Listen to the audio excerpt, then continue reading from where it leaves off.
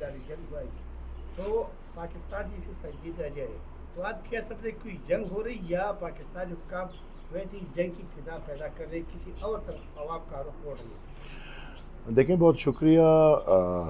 میرے خیال میں پاکستان کوئی غلط کام نہیں کر رہا، لیکن میں یہ سمجھ رہا ہوں کہ آج یہ جنگ کا ماحول دیکھ کے ہمیں آصف غفور کی بڑی شدت سے یاد آئی، جو فرماتے تھے کہ آنے والی جنگیں جو ہوں گی وہ 5th جنریشن وارفیئر اور وہ سوشل میڈیا پہ لڑی جائیں گی. تو میرے خیال میں یہ جنگ بھی ابھی تک تو سوشل میڈیا پہ ہی لڑی جا رہی ہے، اور میرے خیال میں جو ماحول بنایا جا رہا ہے اس سے کسی کو فائدہ نہیں ملے گا. اس سے نہ ہندوستان کو فائدہ مل سکتا ہے نہ پاکستان کو فائدہ مل سکتا ہے، کیونکہ جنگ تباہی لاتی ہے، جنگ بربادی لاتی ہے، جنگ کوئی فائدہ نہیں لاتی. اور یہ دونوں ممالک، میں نے جو بار بار یہ کہا ہے کہ دونوں ممالک یہ حیثیت رکھتے ہیں کہ ایک دوسرے کو تباہ اور برباد کر دیں، کیونکہ دونوں کے پاس جنگی جہاز ہے، جنگی گن شپ ہیلی کاپٹرز ہیں، ٹینکس ہیں، زمینی ہتھیار ہیں، جہازوں کے ہتھیار ہیں، اور ایٹم بم بھی ہے، کشتیوں کے ہتھیار بھی ہے. لہٰذا یہ ایک ایسی لڑائی ہوگی جو تباہی مچائے گی. اور میرے خیال میں نہ پاکستانی قوم اور نہ ہندوستانی قوم یہ تباہی چاہتی ہے. یہ کچھ عناصر ہیں جو آبویسلی آپ یہ خود اب عوام کو سوچنا چاہیے کہ کن عناصر کو اس جنگی ماحول میں فائدہ ملتا ہے یا فائدہ ملے گا. لہٰذا میں سمجھتا ہوں کہ اس ماحول کو کنٹرول کرنا ہوگا اور جنگ کی فضا کو ختم کرنا ہوگا. اور میرے خیال میں پھر جو ہم میڈیا اور عوام نے شروع کیا ہوا ہے کہ بھائی جنگ اور جنگ ہے، اور ایک کہتا ہوں میں جنگ لڑوں گا اور دوسرے، جب جنگ کی باری آئے گی ایک بھی نہیں دیکھے گا. لہٰذا میں کھل کے کہتا ہوں کہ یہ فوج کا کام ہے، فوج کو کرنے دو، سنجیدگی سے کرنے دو، چھپ کے کرنے دو. یہ نہ میڈیا کا کام ہے، نہ عوام کا کام ہے، نہ سیاستدانوں کا کام ہے. ہم لوگوں کا کام ان کو حوصلہ دینا، تسلی دینا، باقی کام ان کا ہے، پلاننگ ان کا ہے، اٹیک ان کا ہے، ڈیفنس ان کا ہے.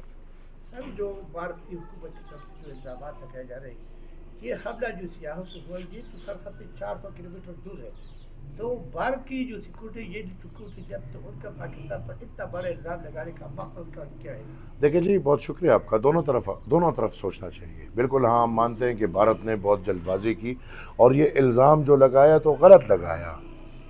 اگر تحقیقات کرتا اور تحقیقات کے نتیجے میں کوئی ٹھوس ثبوت پیش کرتا تو 400 کلومیٹر یا 4000 کلومیٹر انٹیلیجنس کے لیے، آپریشنز کے لیے کوئی مسئلہ نہیں. ہم اگر یہ کلیم کرتے ہیں کہ ہمارا ٹرین کا حادثہ جو ہے یہ ہندوستانیوں نے کرایا ہے، تو ٹرین کا حادثہ بارڈر سے کتنا دور ہوا ہے. لہٰذا ان باتوں پہ ہمیں نظر نہیں ڈالنا چاہیے.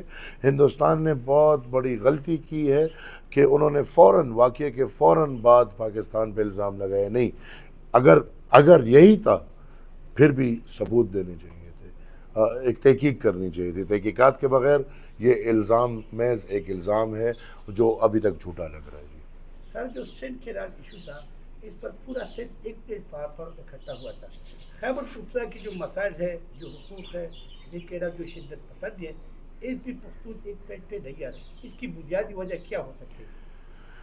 دیکھیں، یہاں پہ ہم تو ساری زندگی قوم پرستی کی باتیں کرتے ہیں، لیکن میں سمجھتا ہوں تاریخ کو پس منظر میں رکھتے ہوئے ہم سے پنجابی بڑے قوم پرست ہیں، ہم سے سندھی بڑے قوم پرست ہیں، ہم سے مہاجر بڑے قوم پرست ہیں. ہم تو قومی مسائل پہ بھی گالم گلوچ اور ہنسی مذاق کے لوگ ہیں. عجیب نسل ہے، سمجھ نہیں آ رہی. اور میرے خیال میں یہی وجہ ہے کہ ہم آگے نہیں بڑھ رہے، کیونکہ پختون قوم اپنے قومی مسائل پہ بھی ایک نہیں ہو پا رہی.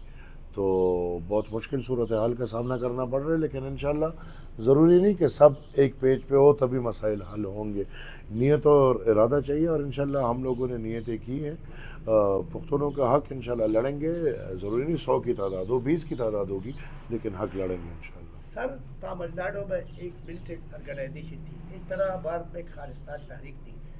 بھارت نے خالصتان تحریک پر قابو پایا، ادھر جو ملٹنٹ تھا وہ سری لنکا نے. پاکستان میں 40 سال سے یہ ہو رہی ہے. اس کی بنیادی وجہ کہ اس پر ہماری ریاست قابو نہیں پا رہی. دیکھیں بھائی، بنیادی وجہ یہ ہے کہ یہ ہمارا ریاست اسی دہشت گرد کو اپنا اسٹریٹجک ایسٹ سمجھتی ہے. تو جہاں پہ نظریہ یہ ہو کہ دہشت گرد آپ کا اسٹریٹجک ایسٹ ہے، تو اس کا خاتمہ کیسے ہوگا؟ کیا آپ اپنے ایسٹ کا خاتمہ کرتے ہیں؟ ان ملکوں نے تو یہ سیکھ لیا کہ نہیں، دہشت گرد کبھی ایسٹ نہیں ہو سکتے. تامل ناڈو کو ختم کرنے میں بھی پاکستان کا ہاتھ ہے، تاریخ گواہ ہے، لیکن اپنے ختم نہیں کریں گے کیونکہ they are strategically working for them. Sir جو افغانستان کا معاملہ چلے ادھر ایک حکومت موجود ہے جی، وہ اسٹیبل بھی ہو رہے معاشی طور پر بھی. تو پاکستانی حکومت ابھی ان کو تسلیم کر، روس نے تسلیم کر، چین بھی تسلیم کر رہی ہے. موجودہ افغان حکومت کا مستقبل آپ کہہ رہے وہ ٹی ٹی پی والے کی جو وہاں کی سرزمین ٹی ٹی پی سے اس کا مستقبل کیا ہوگا؟ دیکھیں، ایک تو میں سمجھتا ہوں کہ ہم لوگ اگر اپنے ملک میں اتنا گنونا کھیل مان لیتے ہیں اور تسلیم کر لیتے ہیں تو افغانستان کی سوکالی کے لیے ہمیں چاہیے کہ ہم وہ حکومت بھی تسلیم کر لیں. ابھی اگر وہ جس طرح بھی ہے بٹ وہ ادھر ہے، موجود ہے اور بیٹھی ہوئی ہے، لیکن اب اس کو تسلیم کر دے. ساتھ ساتھ ہم افغان قوم کے لیے بہتری کی بات کریں، اور جس طرح انہوں نے پڑھائی بند کی ہے، تعلیم عورتوں پہ بند کی ہے، لڑکیوں کی تعلیم کی بات کریں، بنیادی حقوق کی بات کریں، اور ان کو مان کے افغان قوم کے لیے کوئی آگے بڑھ کی بات کریں. اور پھر یہ بھی بات ہو ضرور کہ ٹی ٹی پی افغانستان کے اوپر اور پاکستان کے اوپر دونوں مل بیٹھ کے کہ اس کا کیا عمل ہے اور کیا راستہ ہے، کیونکہ ٹی ٹی پی کا مسئلہ صرف افغانستان میں تو نہیں ہے نا. آپ کے 470 میں کیا نہیں ہے؟ باقی تو پختونخوا کی بات میں نہیں کروں گا. کیا اس 470 میں ٹی ٹی پی موجود ہے یا نہیں موجود؟ اگر ہے تو یہ مسئلہ ہمارا اندرونی مسئلہ ہے، بہت بڑا مسئلہ ہے. ہمیں اس سے باہر کی تناظر میں ہمیں یہ حرکت نہیں کرنی چاہیے جو ہندوستان کر رہا ہے کہ فوراً بھائی پاکستان پہ بلیم کر دو. تو ہم بھی پھر وہی کرتے ہیں نا، ادھر کچھ ہوا نہیں ہوتا فوراً بھائی افغانستان نے کیا. لہٰذا ہمیں بھی اس سے سبق حاصل کر کے اپنے صفوں کو بھی صحیح کرنا ہوگا. سر یہ بتائیں کہ کچھ مہینے پہلے خیبر میں پختونخوا کا ایک بڑا جرگہ ہوا تھا جس میں تقریباً ساری سیاسی جماعت بشمول این پی تھی. اس جرگے کے آخر میں قراردادیں پاس ہوئی جس کے پی ڈی پی حمایت کی. ان قراردادوں کا کیا ہوا اور اس جرگے کے فیصلوں کا کیا ہوا؟ میرے خیال میں جو جرگے کے مالکان ہیں وہ اس کا جواب دے دیں. ہم تو جا کے ہم نواں بنے اور ان کے دکھ درد میں شریک ہوئے، ان کے آواز میں شریک ہوئے اور ان کے آواز کا ساتھ بھی دیا. جس طرح آپ نے بولا کہ این پی اس میں شریک ہوئے، اور اب جو انہوں نے کیا ہے وہ تو ان کا کام ہے. یہ تو نہیں ہو سکتا نا کہ وہ کیا کہتے ہیں مدعی سست اور گواہ چست. یہ کام تو نہیں ہو سکتا نا. مدعی کو چست ہونا پڑے گا، گودام سے نکلنا پڑے گا. گودام میں زندگی نہیں گزر سکتی.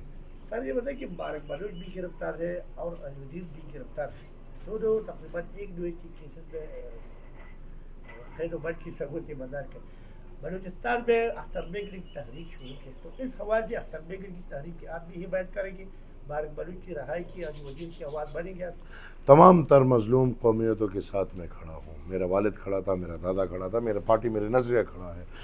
وہ مظلوم قوم وزیرستان کا ہو، وہ مظلوم قوم بلوچستان کا ہو، وہ مظلوم قوم سندھ کا ہو، پختونخوا کا، جس کے ساتھ بھی ظلم ہے ہم اس کے ساتھ کھڑے ہیں. جو ظلم کر رہے ہیں اس کے خلاف کھڑے ہیں. اگر کوئی غلط بند ہے ان کو رہا کر دینا چاہیے، اگر کوئی صحیح بند ہے تو قانونی سامنا کریں. اور پریفریبلی جو جواب میں دوں گا تو تمام جو بھی مظلوم قوم یا بندہ ہے میں اس کے ساتھ کھڑا ہوں. سر آخری سوال یہ ہے کہ جو خیبر پختونخوا میں معدنیات ایکٹ کا آ رہا ہے، وزیر اعلیٰ نے پس پردہ اس کی حمایت کی یا اس پہ دستخط کیے. اس کا فیوچر آپ کو کیا لگ رہا ہے کہ یہ بل اگر پاس ہوا تو اس کی کیا ریپرکشن ہوگی؟ یہ بل اگر پاس ہوا تو یہ اس حکومت کو بھی لے کر جائے گی. Thank you sir. Thank you G.